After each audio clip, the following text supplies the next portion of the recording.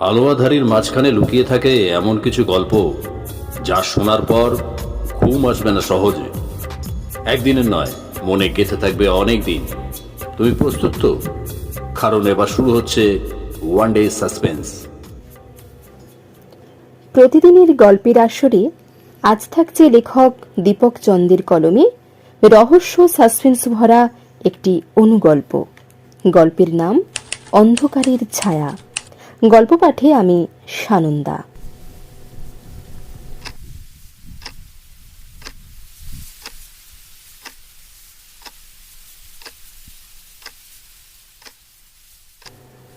রাত তখন গভীর। শহরের ব্যস্ততা থেমেছে। কেবল দূরের ট্রাফিক সিগন্যালের টিমটিমে আলোয় ফুটপাথের ছায়াগুলো দীর্ঘ থেকে দীর্ঘতর হচ্ছে।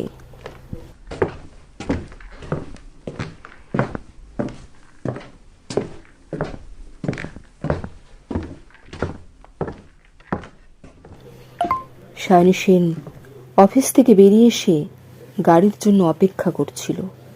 হাতে ধরা মোবাইলে সে সময় দেখল। রাত তখন 11:37।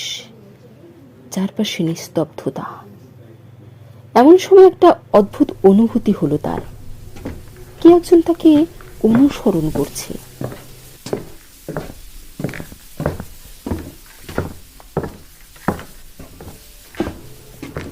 সে পেছনে তাকালো। রাস্তার মোড়ে একটা ছায়ামূর্তি দাঁড়িয়ে, হয়তো পথচারী, কিন্তু কেন জানি না মনে হচ্ছে লোকটা তাকিয়ে আছে তার দিকে।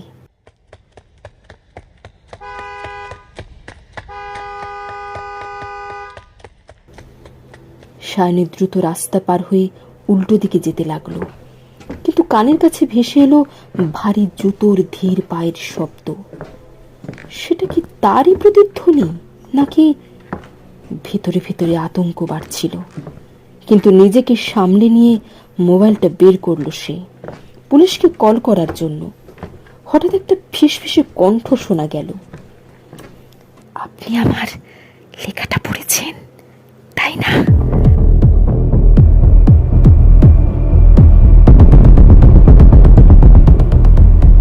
সায়নী চমকে উঠল। আশেপাশে তাকালো, কিন্তু কেউ তো নেই। শরীরে হালকা ঠান্ডা শিহরণ খেলে গেল তার।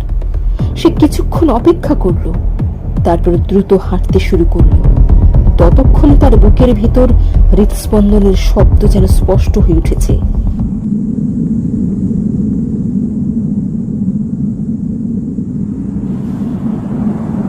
পরদিন অফিসে বসে আগের রাতের ঘটনাটা সে ভুলে যাওয়ার চেষ্টা করছিল।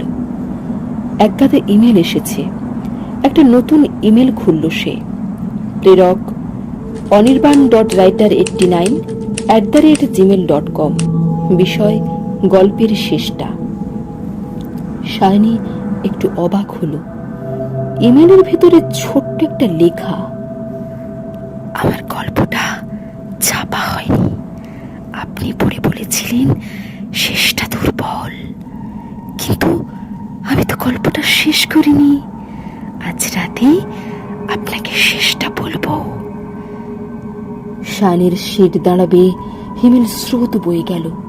অনির্বাণ, এই নামে কোনো লেখকের লেখা পড়েছিল সে? না, মনে পড়ছে না। একটু গুগল করে দেখল সে। এই নামে কোনো পরিচিত লেখকের তথ্য নেই। তাহলে ইমেলটা কে পাঠালো? সারাদিন অস্বস্তিতে কাটলো তার। বারবার মনে হচ্ছিল কিছু তো একটা গড়বড় আছে। অফিস শেষে বাড়ি ফেরার পথে সে সাহস করে সে ইমেল আইডিতে একটা রিপ্লাই দিল। আপনি কে? কিসের গল্প বলছেন?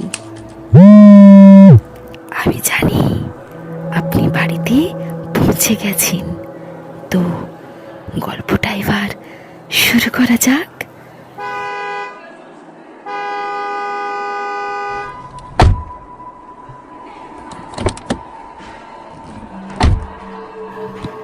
সায়নী প্রায় হতভম্ব। তার গাড়িটা তো এইমাত্র ফ্ল্যাটের সামনে এসে দাঁড়িয়েছে।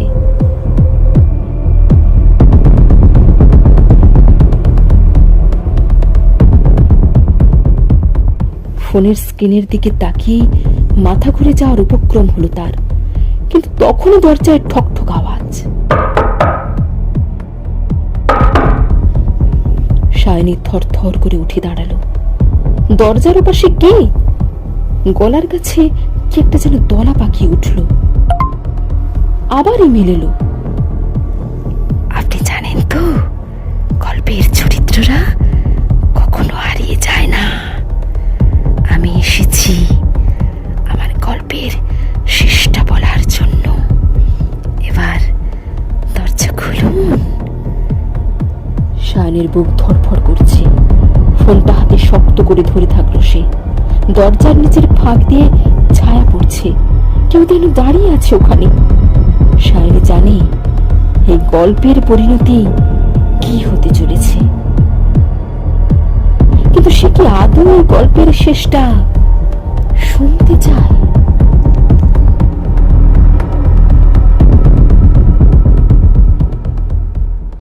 গল্পটা শুনে ভালো লাগলে নির্দ্বিধায় লাইক, কমেন্ট এবং শেয়ার করুন। একটা লাইক তো আশা করতেই পারি। শুনতে থাকুন, ভালোবাসতে থাকুন। নিয়মিত নতুন নতুন গল্প শুনতে আমাদের YouTube channel one day suspense আজই সাবস্ক্রাইব করুন।